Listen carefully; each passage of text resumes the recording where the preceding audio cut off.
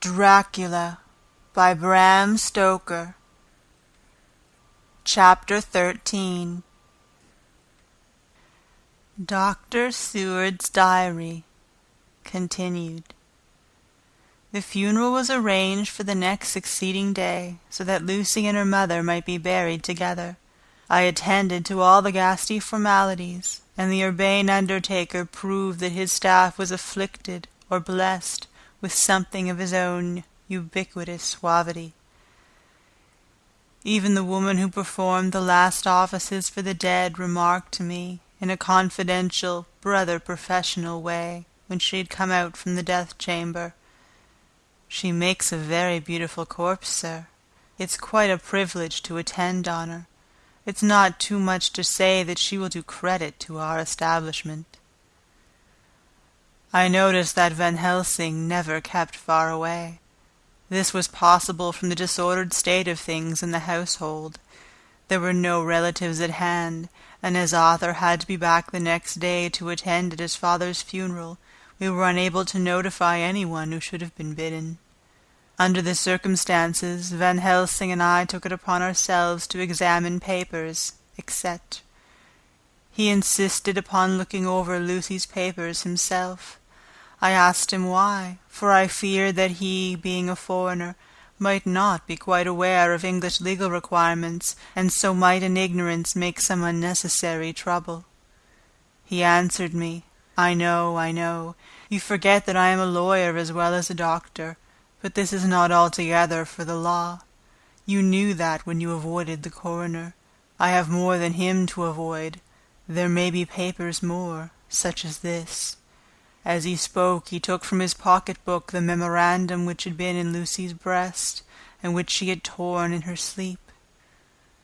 "When you find anything of the solicitors for the late Mrs. Westerna, seal all her papers, and write him tonight. For me, I watch here in the room and in Miss Lucy's old room all night, and I myself search for what may be. It is not well that her very thoughts go into the hands of strangers." I went on with my part of the work, and in another half-hour had found the name and address of Mrs. Westerna's solicitor, and had written to him. All the poor lady's papers were in order. Explicit directions regarding the place of the burial were given. I had hardly sealed the letter when, to my surprise, Van Helsing walked into the room, saying, "Can I help you, friend John? I am free, and if I may, my service is to you." "Have you got what you looked for?" I asked. To which he replied, "I did not look for any specific thing. I only hoped to find, and find I have, all that there was. Only some letters and a few memoranda, and a diary new begun. But I have them here, and we shall for the present say nothing of them. I shall see that poor lad tomorrow evening, and, with his sanction, I shall use some." When we had finished the work in hand, he said to me, "And now, friend John, I think we may to bed. We want sleep, both you and I, and rest to recuperate. Tomorrow we shall have much to do, but for tonight there is no need of us, alas." Before turning in, we went to look at poor Lucy. The undertaker had certainly done his work well, for the room was turned into a small chapelle andante. There was a wilderness of beautiful white flowers, and death was made as little repulsive as might be.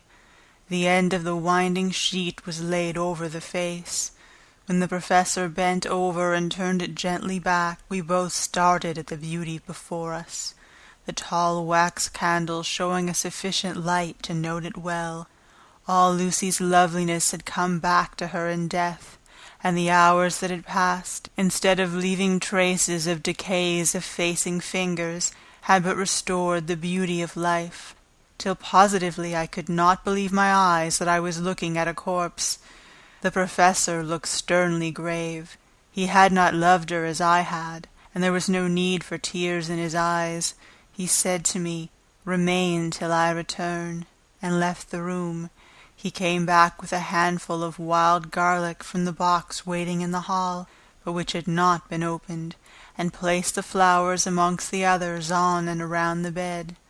Then he took from his neck, inside his collar, a little gold crucifix, and placed it over the mouth. He restored the sheet to its place, and we came away. I was undressing in my own room when, with a premonitory tap at the door, he entered, and at once began to speak. "Tomorrow I want you to bring me, before night, a set of post-mortem knives."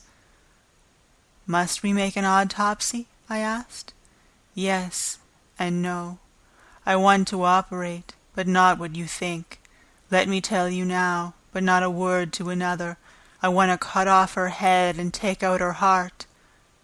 "Ah, you are a surgeon and so shocked, you whom I have seen with no tremble of hand or heart do operations of life and death that make the rest shudder. Oh, but I must not forget, my dear friend John, that you loved her, and have not forgotten it, for it is I that shall operate, and you must not help. I would like to do it tonight, but for Arthur I must not. He will be free after his father's funeral tomorrow, and he will want to see her, to see it. Then, when she is coffined ready for the next day, you and I shall come when all asleep. We shall unscrew the coffin lid, and shall do our operation, and then replace all, so that none know, save we alone." "But why do it at all? The girl is dead. Why mutilate her poor body without need? And if there is no necessity for a post-mortem, and nothing to gain by it, no good to her, to us, to science, to human knowledge, why do it? Without such it is monstrous." For answer, he put his hand on my shoulder and said, with infinite tenderness, "Friend John, I pity your poor bleeding heart, and I love you the more because it does so bleed. If I could, I would take on myself the burden that you do bear, but there are things that you know not, but that you shall know, and bless me for knowing, though they are not pleasant things. John, my child, you have been my friend now how many years, and yet, did you ever know me to do any without good cause? I may err, I am but a man, but I believe in all I do. Was it not for these causes that you sent for me when the great trouble came? Yes, were you not amazed, nay horrified, when I would not let Arthur kiss his love, though she was dying, and snatched him away by all my strength? Yes, and yet you saw how she thanked me, with her so beautiful dying eyes, her voice, too, so weak, and she kissed my rough old hand and blessed me. Yes, and did you not hear me swear a promise to her, that so she closed her eyes grateful? Yes. Well, I have good reason now for all I want to do. You have for many years, trust me. You have believed me weeks past, when there be things so strange that you might have well doubt. Believe me yet a little, friend John, if you trust me not that I must think what I think, and that is not perhaps well, and if I work as work I shall, no matter trust or no trust, without my friend trust in me, I work with heavy heart, and feel oh so lonely, when I want all help and courage that may be. He paused a moment, and went on solemnly, "Friend John, there are strange and terrible days before us. Let us not be two, but one. That so we work to a good end. Will you not have faith in me?" I took his hand and promised him. I held my door open as I went away, and watched him go to his room and close the door. As I stood without moving, I saw one of the maids pass silently along the passage. She had her back to me, so did not see me, and go into the room where Lucy lay. The sight touched me. Devotion is so rare, and we are so grateful to those who show it unasked to those we love.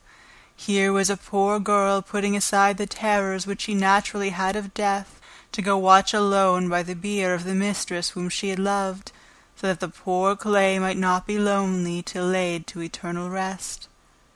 I must have slept long and soundly, for it was broad daylight when Van Helsing waked me by coming into my room.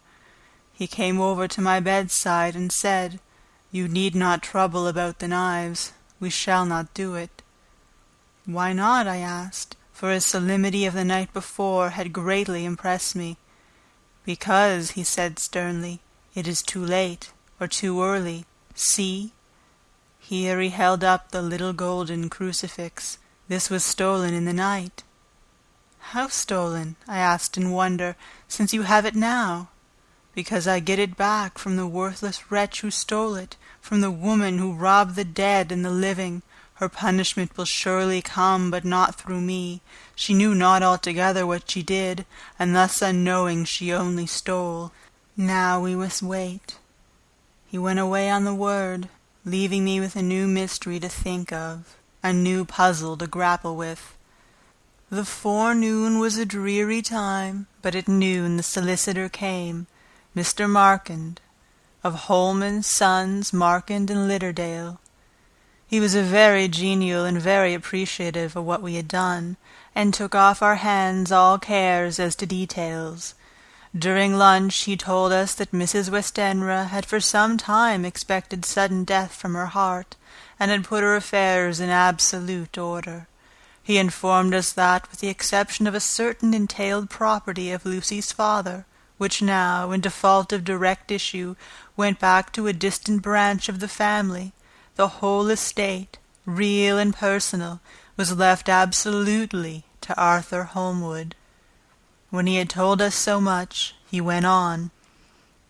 "Frankly, we did our best to prevent such a testamentary disposition, and pointed out certain contingencies that might leave her daughter either penniless or not so free as she should be to act regarding a matrimonial alliance. Indeed, we pressed the matter so far that we almost came into collision, for she asked us if we were or were not prepared to carry out her wishes. Of course, we had then no alternative but to accept. We were right in principle, and 99 times out of 100 we should have proved, by the logic of events, the accuracy of our judgment.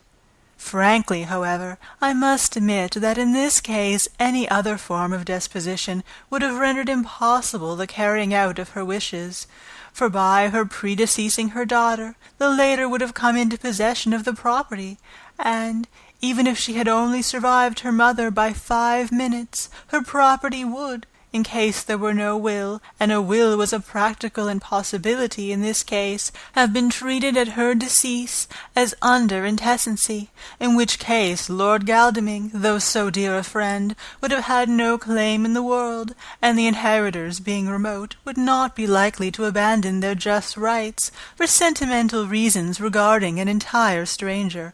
I assure you, my dear sirs, I am rejoiced at the result, perfectly rejoiced." He was a good fellow, but his rejoicing at the one little part, in which he was so officially interested, of so great a tragedy, was an object lesson in the limitations of sympathetic understanding. He did not remain long, but said he would look in later in the day and see Lord Godalming. His coming, however, had been a certain comfort to us, since it assured us that we should not have to dread hostile criticism as to any of our acts.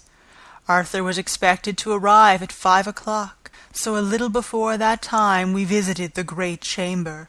It was so in very truth, for now both mother and daughter lay in it. The undertaker, true to his craft, had made the best display he could of his goods, and there was a mortuary air about the place that lowered our spirits at once. Van Helsing ordered the former arrangement to be adhered to, explaining that, as Lord Godalming was coming very soon, it would be less harrowing to his feelings to see all that was left of his fiancée quite alone. The undertaker seemed shocked at his own stupidity, and exerted himself to restore things to the condition in which we left them the night before, so that when Arthur came, such shocks to his feelings as we could avoid were saved. Poor fellow, he looked desperately sad and broken. Even his stalwart manhood seemed to have shrunk somewhat under the strain of his much-tried emotions. He had, I knew, been very genuinely and devotedly attached to his father, and to lose him, and at such a time, was a bitter blow to him. With me he was as warm as ever, and to Van Helsing he was sweetly courteous, but I could not help seeing that there was some constraint with him. The professor noticed it too, and mentioned me to bring him upstairs. I did so, and left him at the door of the room, so I felt he would like to be quite alone with her, but he took my arm and led me in, saying huskily, "You loved her too, old fellow. She told me all about it, and there was no friend had a closer place in her heart than you. I don't know how to thank you for all you have done for her. I can't think yet." Here he suddenly broke down, and threw his arms round my shoulders, and laid his head on my breast, crying, "Oh, Jack, Jack, what shall I do? The whole of life seems gone from me all at once, and there is nothing in the wide world for me to live for." I comforted him as well as I could. In such cases men do not need much expression. A grip of the hand, the tightening of an arm over the shoulder, a sob in unison, are expressions of sympathy dear to a man's heart. I stood still and silent till his sobs died away, and then I said softly to him, "Come and look at her." Together we moved over to the bed, and I lifted the lawn from her face. God, how beautiful she was! Every hour seemed to be enhancing her loveliness. It frightened and amazed me somewhat. And as for Arthur, he fell to trembling, and finally was shaken with doubt as with an ague. At last, after a long pause, he said to me in a faint whisper, "Jack, is she really dead?" I assured him sadly that it was so, and went on to suggest, for I felt that such a horrible doubt should not have life for a moment longer than I could help, that it often happened that after death faces become softened and even resolved into their youthful beauty, that this was especially so when death had been preceded by any acute or prolonged suffering. I seemed to quite do away with any doubt, and after kneeling beside the couch for a while and looking at her lovingly and long, he turned aside. I told him that this must be good-bye, as the coffin had to be prepared, so he went back and took her dead hand in his and kissed it, and bent over and kissed her forehead. He came away, fondly looking back over his shoulder at her as he came. I left him in the drawing-room, and told Van Helsing that he had said good-bye, so the later went to the kitchen to tell the undertaker's men to proceed with the preparations and to screw up the coffin. When he came out of the room again, I told him of Arthur's question, and he replied, "I am not surprised. Just now I doubted for a moment myself." We all dined together, and I could see that poor Art was trying to make the best of things. Van Helsing had been silent all dinner-time, but when we had lit our cigars, he said, "Lord—" But Arthur interrupted him. "No, no, not that, for God's sake, not yet at any rate. Forgive me, sir. I did not mean to speak offensively. It is only because my loss is so recent." The professor answered very sweetly, "I only used that name because I was in doubt. I must not call you Mr., and I have grown to love you. Yes, my dear boy, to love you as Arthur." Arthur held out his hand and took the old man's warmly. "Call me what you will," he said. "I hope I may always have the title of a friend, and let me say that I am at a loss for words to thank you for your goodness to my poor dear." He paused a moment and went on. "I know that she understood your goodness even better than I do, and if I was rude or in any way wanting at the time you acted so, you remember—" The professor nodded. "You must forgive me." He answered with a grave kindness, "I know it was hard for you to quite trust me then, for to trust such violence needs to understand, and I take it that you do not, that you cannot, trust me now, for you do not yet understand, and there may be more times when I shall want you to trust when you cannot, and may not, and must not yet understand. But the time will come when your trust shall be whole and complete in me, and when you shall understand as though the sunlight himself shone through. Then you shall bless me from the first to last for your own sake, and for the sake of others, and for her dear sake to whom I swore to protect." "And indeed, sir," said Arthur warmly, "I shall in all ways trust you. I know and believe you have a very noble heart, and you are Jack's friend, and you were hers. You shall do what you like."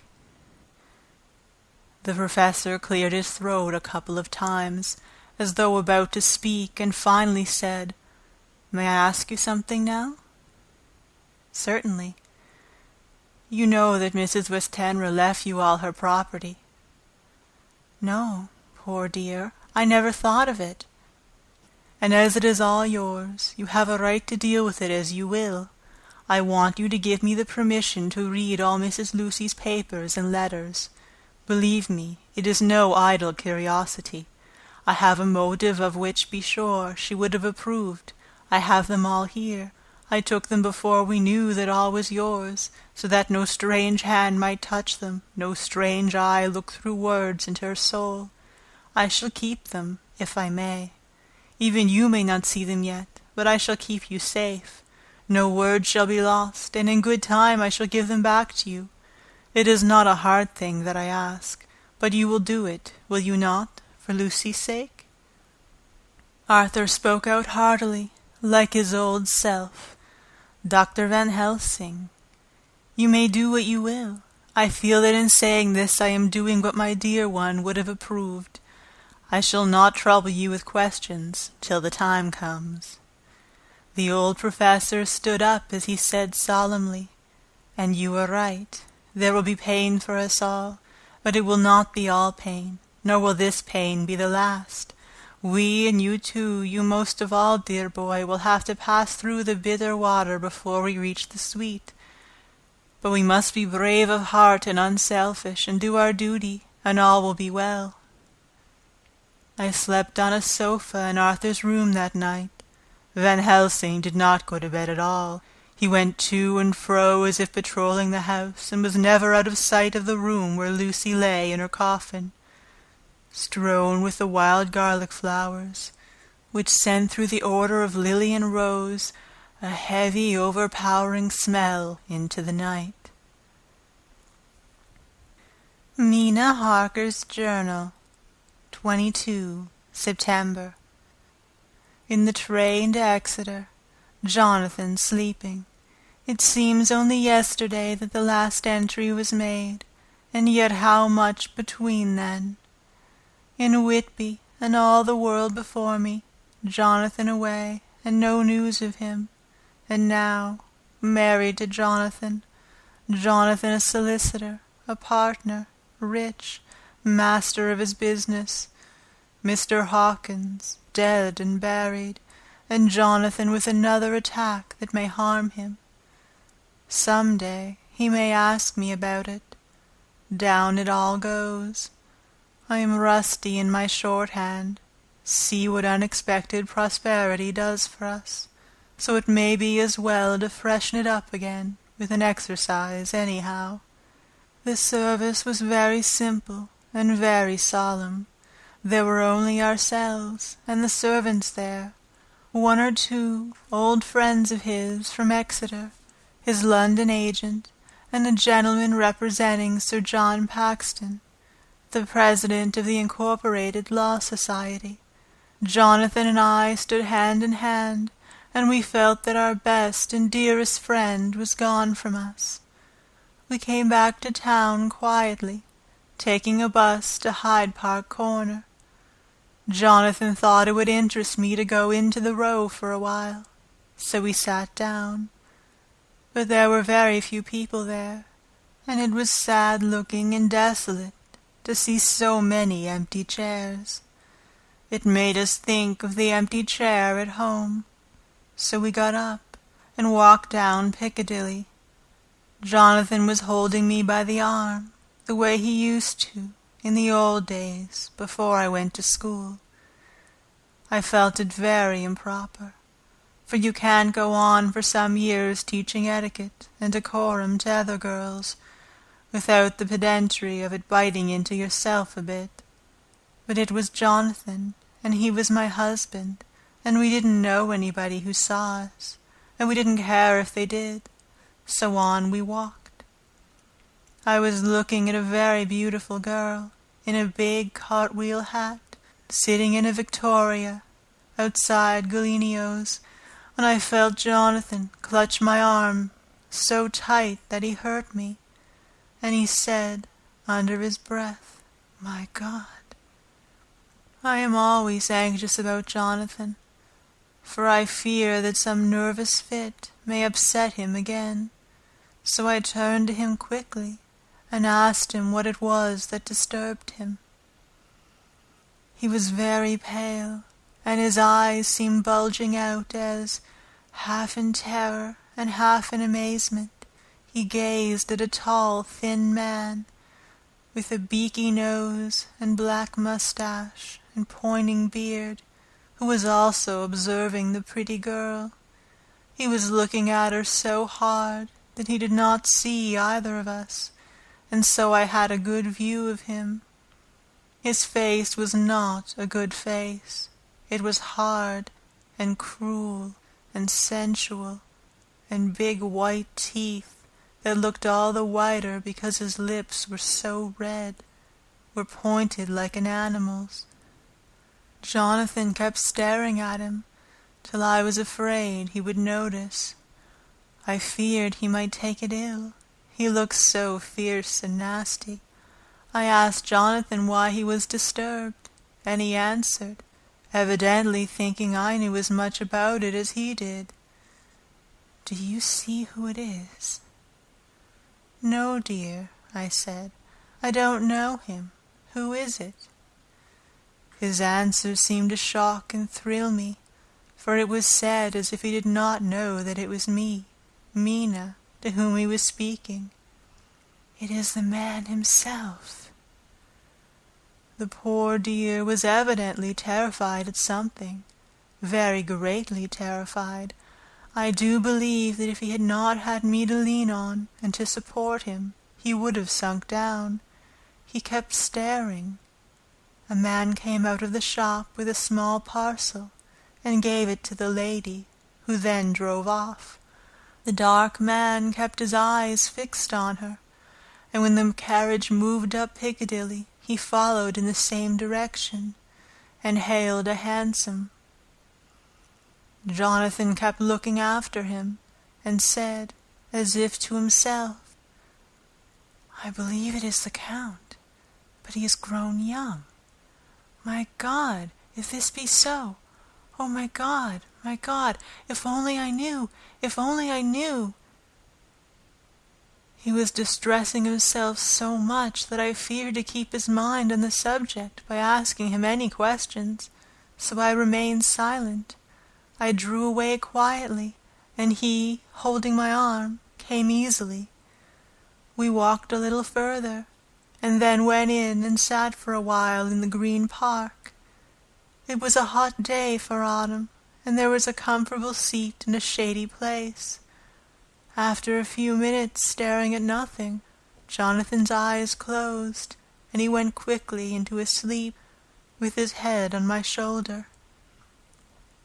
I thought it was the best thing for him, so did not disturb him.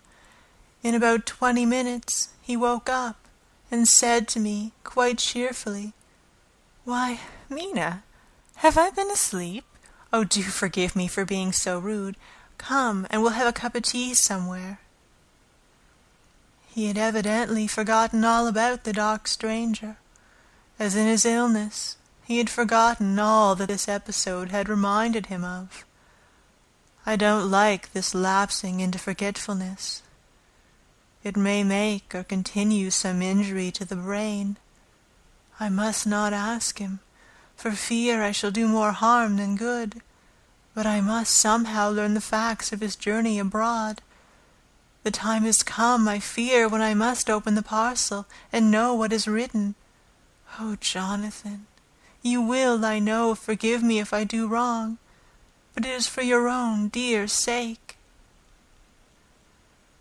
Later, a sad homecoming in every way, the house empty of the dear soul who was so good to us. Jonathan still pale and dizzy under a slight relapse of his malady, and now a telegram from Van Helsing, whoever he may be.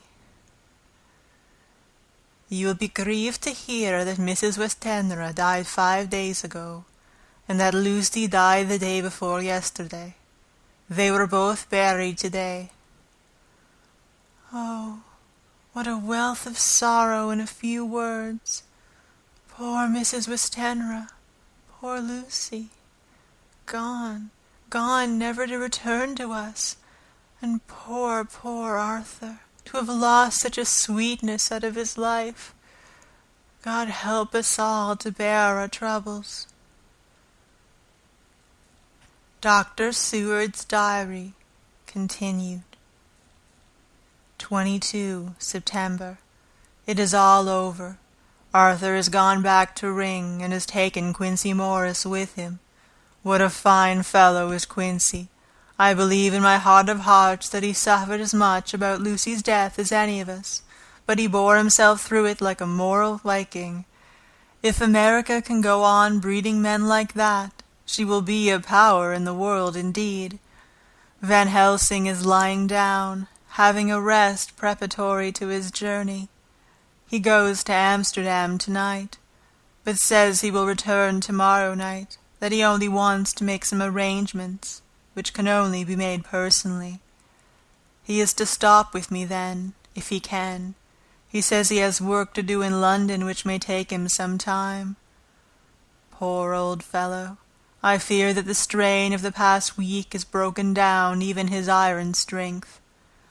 All the time of the burial he was, I could see, putting some terrible restraint on himself. When it was all over, we were standing beside Arthur, who, poor fellow, was speaking of his part in the operation, where his blood had been transfused to his Lucy's veins. I could see Van Helsing's face grow white and purple by turns. Arthur was saying he felt since then as if they two had been really married, and that she was his wife in the sight of God. None of us said a word of the other 2 operations, and none of us ever shall. Arthur and Quincey went away together to the station, and Van Helsing and I came on here. The moment we were alone in the carriage, he gave way to a regular fit of hysterics. He has denied to me since that it was hysterics, and insisted that it was only a sense of humor asserting itself under very terrible conditions. He laughed till he cried, and I had to draw down the blinds, lest anyone should see us and misjudge. And then he cried, till he laughed again, and laughed and cried together, just as a woman does. I tried to be stern with him, as one is to a woman under the circumstances, but it had no effect. Men and women are so different in manifestations of nervous strength or weakness. Then, when his face grew grave and stern again, I asked him why his mirth, and why at such a time. His reply was in a way characteristic of him, for it was logical and forceful and mysterious. He said, "Ah, you don't comprehend, friend John. Do not think that I am not sad though I laugh. See, I have cried even when the laugh did choke me. But no more think that I am sorry when I cry, for the laugh he come just the same. Keep it always with you, that laughter who knock at your door and say, 'May I come in?' It is not true laughter. No, he is a king, and he come when and how he like. He ask no person, he choose no time of suitability. He say, 'I am here.' Behold an example I grieve my heart out, for that so young sweet girl. I give my blood for her, though I am old and worn. I give my time, my skill, my sleep. I let my other sufferers want, that she may have it all. And yet I can laugh at her very grave, laugh when the clay from the spade of the sexton drop upon her coffin, and say thud, thud, to my heart, till it send back the blood from my cheek.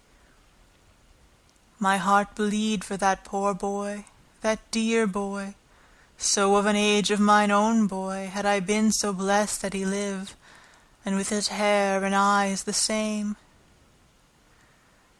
There, you know now why I love him so, and yet when he say things that touch my husband heart to the quick, and make my father heart yearn to him as to no other man, not even you, friend John, for we are more level in experiences than father and son.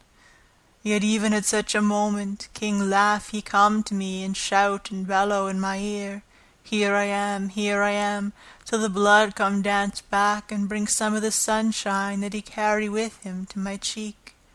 Oh, friend John, it is a strange world, a sad world, a world full of miseries and woes and troubles, and yet when King Laugh come, he make them all dance to the tune he play. Bleeding hearts and dry bones of the churchyard, and tears that burn as they fall, all dance together to the music that he make with his smileless mouth of him. And believe me, friend John, that he is good to come, and kind. Ah, we men and women are like ropes drawn tight with strain that pull us different ways. Then tears come, and like the rain on the ropes they brace us up, until perhaps the strain become too great, and we break. But King Laugh he come like the sunshine, and he ease off the strain again, and we bear to go on with our labor, what it may be. I did not like to wound him by pretending not to see his idea, but as I did not yet understand the cause of his laughter, I asked him. As he answered me, his face grew stern, and he said in quite a different tone, "Oh, it was the grim irony of it all, this so lovely lady, garlanded with flowers, that looked so fair as life, till one by one we wondered if she were truly dead. She laid in that so fine marble house, in that lonely churchyard, where rest so many of her kin, laid there with the mother who loved her, and whom she loved, and that sacred bell going toll, toll, toll, so sad and slow, and those holy men, with the white garments of the angel, pretending to read books, and yet all the time their eyes never on the page, and all of us with the bowed head. And for what? She is dead, so, is it not?" "Well, for the life of me, Professor," I said, "I can't see anything to laugh at in all that. Why, your expression makes it a harder puzzle than before. But even if the burial service was comic, what about poor Art and his trouble? Why, his heart was simply breaking." "Just so. Said he not that the transfusion of his blood to her veins had made her truly his bride?" "Yes, and it was a sweet and comforting idea for him." "Quite so. But there was a difficulty, friend John. If so that, then what about the others? Ho, ho. Then this so sweet maid is a polyandrist, and me, with my poor wife dead to me, but alive by church's law, though no wits, all gone, even I, who am faithful husband to his now no wife, am bigamist." "I don't see where the joke comes in there, either," I said, and I did not feel particularly pleased with him for saying such things. He laid his hand on my arm and said, "Friend John, forgive me if I pain. I showed not my feelings to others when it would wound, but only to you, my old friend, whom I can trust. If you could have looked into my heart, then when I want to laugh, if you could have done so when the laughter arrived, if you could do so now, when King Laugh have packed up his crown and all that is to him, for he go far, far from me, and for a long, long time, maybe you would, perhaps, pity me the most of all." I was touched by the tenderness of his tone, and asked why. "Because I know." And now we are all scattered, and for many a long day loneliness will sit over our roofs with brooding wings. Lucy lies in the tomb of her kin, a lordly death-house in a lonely churchyard, away from teeming London, where the air is fresh, and the sun rises over Hampstead Hill, and where wildflowers grow of their own accord. So I can finish this diary, and God only knows if I shall ever begin another. If I do, or if I even open this again, it will be to deal with different people and different themes, for here at the end, where the romance of my life is told, ere I go back to take up the thread of my life work, I say sadly and without hope, Fini. The Westminster Gazette, 25 September, a Hampstead mystery. The neighborhood of Hampstead is just at present exercised with a series of events which seem to run on lines parallel to those of what was known to the writers of headlines as the Kensington Horror, or the Stabbing Woman, or the Woman in Black. During the past 2 or 3 days, several cases have occurred of young children straying from home or neglecting to return from their playing on the heath. In all these cases the children were too young to give any properly intelligible account of themselves, but the consensus of their excuses is that they had been with a bloofer lady. It has always been late in the evening when they have been missed, and on 2 occasions the children had not been found until early in the following morning. It is generally supposed in the neighborhood that, as the first child missed gave his reason for being away that a bloofer lady had asked him to come for a walk, the others had picked up the phrase and used it as occasion served. This is the more natural as the favorite game of the little ones at present is luring each other away by wiles. A correspondent writes us that to see some of the tiny tots pretending to be the bloofer lady is supremely funny. Some of our characterists might, he says, take a lesson in the irony of grotesque by comparing the reality and the picture. It is only in accordance with general principles of human nature that the bloofer lady should be the popular role at these al fresco performances. Our correspondent naively says that even Ellen Terry could not be so winningly attractive as some of these grubby-faced little children pretend, and even imagine themselves to be. There is, however, possibly a serious side to the question, for some of the children, indeed all who have been missed at night, have been slightly torn or wounded in the throat. The wound seems such as might be made by a rat or a small dog, and although of not much importance individually, would tend to show that whatever animal inflicts them has a system or method of its own. The police of the division have been instructed to keep a sharp lookout for straying children, especially when very young, in and around Hampstead Heath, and for any stray dog which may be about. The Westminster Gazette, 25 September, Extra Special, The Hampstead Horror, Another Child Injured, The Bloofer Lady. We have just received intelligence that another child missed last night was only discovered late in the morning under a furze bush at the Shooter's Hill side of Hampstead Heath, which is perhaps less frequented than the other parts. It has the same tiny wound in the throat as has been noticed in other cases. It was terribly weak, and looked quite emaciated. It too, when partially restored, had the common story to tell of being lured away by the bloofer lady. End of chapter 13.